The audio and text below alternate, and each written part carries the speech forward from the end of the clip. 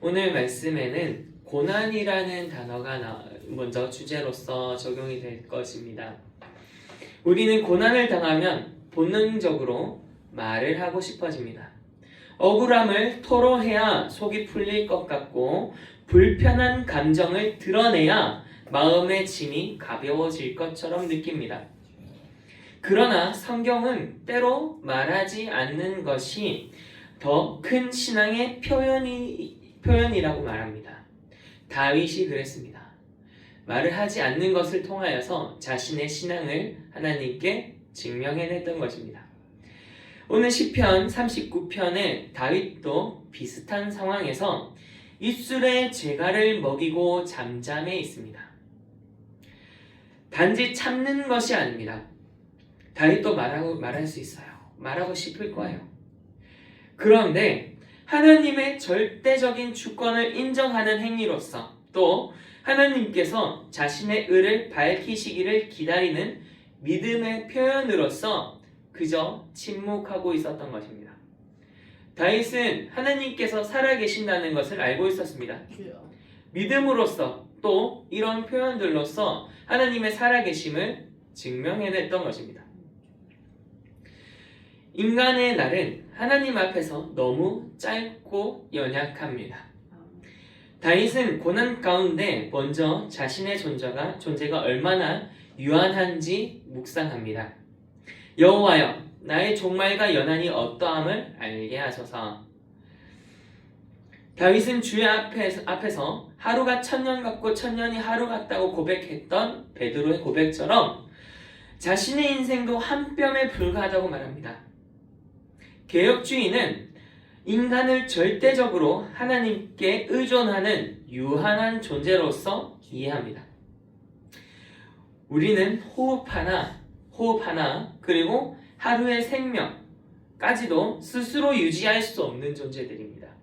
하나님 없이는 이 모든 것들이 불가능한 존재이기 때문입니다.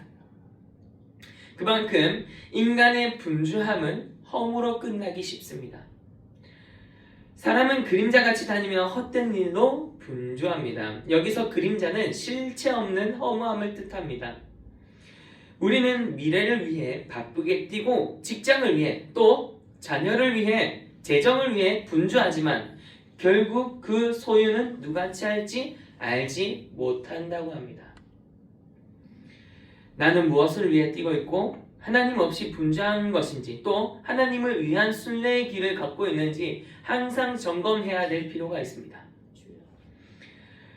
다윗은 고난 가운데 입술을 지키려고 했습니다. 1절에서 다윗은 내 혀로 범죄하지 아니하리라 라고 다짐합니다. 성도가 고난 속에서도 자기 감정과 말의 절제를 통해 거룩을 지키는 삶을 매우 중요하게 생각했던 것입니다. 감정대로 말하면 죄를 지을 가능성이 높아지고 악인들 앞에서 성급하게 말을 하게 된다면 하나님의 이름을 욕되게 할 수 있습니다. 주여, 이제 내가 무엇을 바라리요? 나의 소망은 주께 있나이다. 다윗은 인간적인 변호보다 상황을 주관하신 하나님을 기다립니다. 성경에서의 침묵은 패배가 아니라 주권에 대한 신뢰의 고백입니다. 여러분들은 삶 속에서 하나님을 얼마나 기다리고 계십니까? 주여 아버지. 성급하게 하나님의 부재가 있지는 않을까? 그리고 하나님께서 이 상황을 바라보고 있지 않지는 않을까? 라는 믿음이 없는 행동을 하고 있지는 않습니까? 우리들은 믿음 있는 자들로서 다윗의 신앙 고백처럼 우리들도 또한 살아계신 하나님을 믿는 믿음의 표현으로서 성급한 말의 표현이 아니라 하나님의 살아계심, 하나님의 통치하심, 하나님께서 역사하시는 것을 기다릴 줄 알아야 합니다. 다듬어져야 빛나는 금처럼 금은 불 속에서 뜨거운 용광로를 지나야 찌꺼기가 제거가 되고 진짜 순금이 드러나게 됩니다. 재련 과정 동안 금은 아무 말도 하지 않습니다. 그러나 그 침묵의 시간은 금이 오히려 더 순수해질 수 있도록 도와지게 됩니다. 성도도 마찬가지입니다. 정금과 같이 나아갈 수 있는 믿음이 필요한 것입니다. 주여. 고난의 용광로에서 하나님께 잠잠히 순복할 때에 하나님은 우리를 정금과 같이 나오게 하십니다. 아멘. 다윗은 고난을 하나님께로부터 온 징계로 인정합니다. 9절에서 다윗은 이렇게 말합니다. 주의하신 바를 내가 알므로 입을 열지 아니하리이다. 고난이 하나님이 허락하신 징계임을 알고 있기 때문입니다. 안다는 것은 무엇입니까? 하나님께서 살아계신다는 것을 믿는 표현으로서 나온 것입니다. 말을 해야만 하나님께서 아시지 않아요.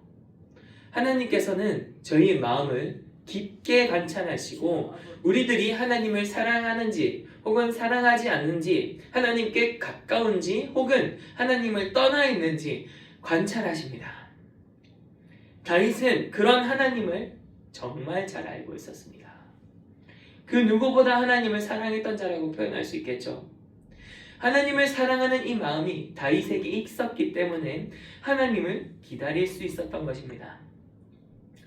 하나님의 징계는 파멸이 아니라 언약 백성을 더 거룩하게 만드시려는 은혜로운 손길입니다. 우리들은 모두 나그네로 살고 있습니다. 그저 왔다 그저 가는 그 순간적인 그 상황을 우리들은 살아가고 있는 것입니다. 아까 전에 말씀드렸다시피 한순간의 호흡과 하루라는 이 시간조차도 하나님께서 살아계시지 않으신다면, 일하지 않으신다면 저희는 하나도 할 수 없는 존재들입니다. 그렇다면 지금 우리가 호흡하고 있고 오늘 하루를 살아갈 수 있다는 것은 뭡니까? 하나님의 존재가 있다는 것입니다. 아멘. 우리들은 그 하나님을 믿고 나아가야 됩니다. 나그네로서 있는 이 상황 가운데 죄를 인정하고 징계를 거두어 달라는 기도가 필요합니다. 다윗은 고난의 원인을 외부에서 찾지 않고 자신에게서 찾습니다. 주의 징계가 나를 삼키지 않게 하소서. 참된 회개는 자기 안에서 문제를 보고 하나님께 용서를 구하는 것입니다. 자신을 나그네로 고백한다는 것, 그것이 신앙입니다. 나는 주 앞에 나그네요 모든 조상들처럼 객인이다. 이 고백은 개혁주의 전통이 말하는 성도의 정체성을 담고 있습니다. 성도는 이 땅에 집을 짓고 영원히 사는 존재가 아닙니다. 저는 어디를 바라보고 있습니까? 천국을 바라보고 있습니다. 소망이라는 것들이 있는 존재들입니다. 세상 사람들은 이 소망을 가지고 있습니까? 아니요. 하나님을 믿지 않는 자들에게는 이 소망이 허락되지 않습니다. 하나님을 믿는 존재여야만 이 소망을 품고 이 땅에서뿐만 아니고 저 하늘에서 저 천국을 사모하는 마음을 가지고 저 천국을 바라보게 된다는 것입니다. 주의 징계가 나를 삼키지 않게 하소서라는 이 고백은 참된 회개로서 우리를 하나님께 더 나아가게 합니다. 그리고 이 성도는 이 땅에서 집을 짓지 않고 이 땅에서 집을 짓고 살고 있지만 영원의 천국을 바라보고 있기 때문에 하늘의 본향을 향해 나그네처럼 지나가는 순례자의 마음을 가지고 신앙생활을 해야 됩니다. 세상의 것들이 허무해질 때 우리는 오히려 신앙의 본질을 회복합니다. 아까 전에 세상의 것들이 무엇입니까? 자녀를 위해서 하는 것, 그리고 재정을 채우려고 하는 것. 이 모든 갖가지 것들이 세상의 것들입니다. 그것들을 우리들이 허무하게 여기고 정말 참으로 필요한 것들을 바라보는 시선을 가질 때에 하나님께서는 우리에게 하나님께서 존재를 드러내시기 시작합니다. 이 땅의 것들로 채우시는 것이 아닙니다. 하늘의 소망으로 채우시고요. 하나님께서만 주실 수 있는 기쁨으로 우리의 삶을 채우십니다. 우리들이 그것들로 채워질 때에 신앙인의 기쁨을, 이 땅 가운데의 천국을 맛볼 수가 있는 것입니다. 세상의 것들이 허무해질 때에 우리는 영원한 것이 없다는 것을 다시 한번 생각합니다. 나의 소망은 하나님뿐인 것을 고백할 수 있게 됩니다. 영광도 고난도 권력도 지나갑니다. 우리는 잠시 나그네로 살 뿐입니다. 모든 것이 지나고 결국 남는 것은 하나님과 또 그분의 약속입니다. 영원한 이 말씀, 이 땅 가운데 1.1핵도 이루지 않고는 없어지지 않는다고 하셨습니다. 영원한 이 말씀과 함께 있는 우리들의 신앙생활은 하나님께서 하나하나 돌보심의 역사로 채워질 것입니다. 13절에서 다윗은 이렇게 고백합니다. 내가 떠나 없어지기 전에 나의 건강을 회복시키소서. 다윗은 단지 문제 해결을 구하는 것이 아니고 내 눈앞에 놓여있는 이 문제를 바라보고 그냥 그것의 해결을 바라보는 것이 아니고 하나님의 얼굴빛, 하나님의 임재와 은혜를 구합니다. 하나님의 임재와 은혜가 무엇입니까? 진짜 신앙인들이 소망하는 것들입니다. 하나님의 임재와 은혜를 다시 맛보게 해달라고 요청합니다. 성도에게 가장 중요한 것은 편안함이 아닙니다. 편안하다고 신앙생활이 잘 흘러가지던가요? 내가 잘 되어지고 있다고, 안녕하다고 신앙생활이 건강한 것처럼 보이던가요? 그렇지가 않습니다. 우리들에게 가장 중요한 것은 하나님과의 관계 회복입니다. 여러분들은 하나님과의 관계 회복을 위해서 다윗처럼 잠시 침묵하고 계신가요? 또 이 땅 가운데 나그네임을 인정하고 하나님의 바라시는 저 소망을 바라보고 살아가고 있나요? 우리는 이 믿음의 고백을 하나님께 올려드려야 됩니다. 침묵은 하나님께 맡겨드리는 최고의 믿음의 행위입니다. 이스라엘 백성들이 출애굽 당시에 있었던 일을 고린도전서에서는 뭐라고 했냐면 하나님을 원망함으로 그들이 멸망받았다고 합니다. 원망했다. 어떤 것인가요? 하나님을 미워했다는 거죠. 마음으로서 우리들이 어쩔 수 없이 미워하는 마음을 갖게 되는 것 이해합니다. 하지만 그것을 밖으로 낼 때, 입 밖으로 낼 때에 우리들은 좀 더 신중하지 못했던 것을 하나님께 회개하여야 됩니다. 우리들이 어떻게 하나님을 원망했습니까?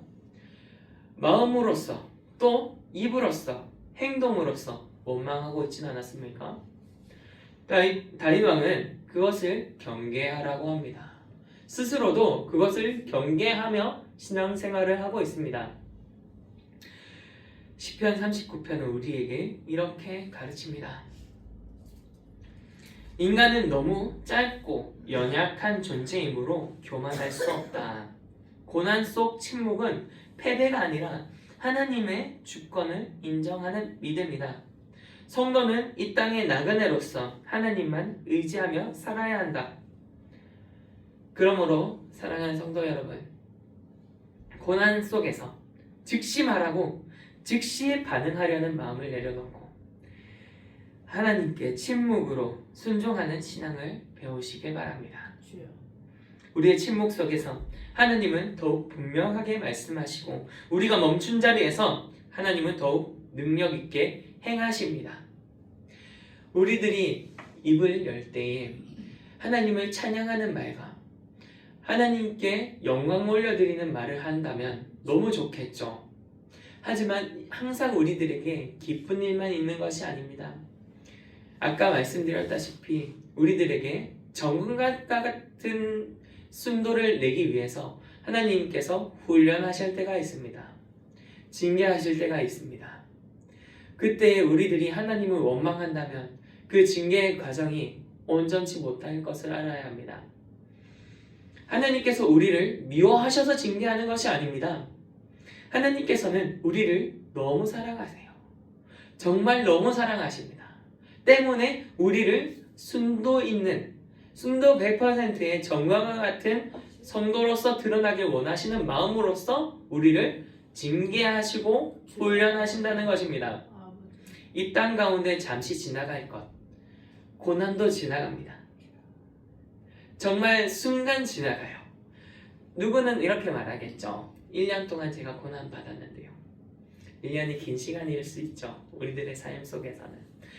하지만 하나님의 시선 속에서는 그 1년을 통하여서 우리들이 정금과 같이 되는 그 과정을 내어진다면 그 1년을 하나님께서는 능히 허락하실 것입니다. 가볍게 허락하실 거예요. 왜냐하면 우리들은 1년만 바라보는 게 아니에요. 우리들은 그 뒤에 있을 천국의 소망이 있기 때문입니다. 영원히 있는 그 평안, 영원히 있는 그 약속, 영원히 있는 하나님의 그 사랑을 우리들은 누리며 살 수가 있습니다. 그 1년이라는 고난을 지나간다면. 제가 지금 1년이라고 표현했지만 그 1년은 1년이 아닐 수가 있어요. 더 길 수도 있습니다.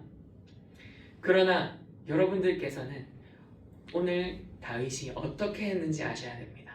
침묵을 통하여서 하나님을 사랑하는 믿음을 표현했습니다. 그 믿음이 여러분들에게도 있어서 하나님께서 여러분들 삶 속에 드러나시는 그 모습을 여러분 눈으로 경험하시고 그리고 그 경험을 통해서 더 단단한 믿음을 통하여 하나님께 영광 올려드릴 수 있는 여러분들 되셔서 정말 살아있는 신앙인의 삶을 하나님께 올려드리는 여러분들 되시기 바랍니다. 아멘. 기도하겠습니다.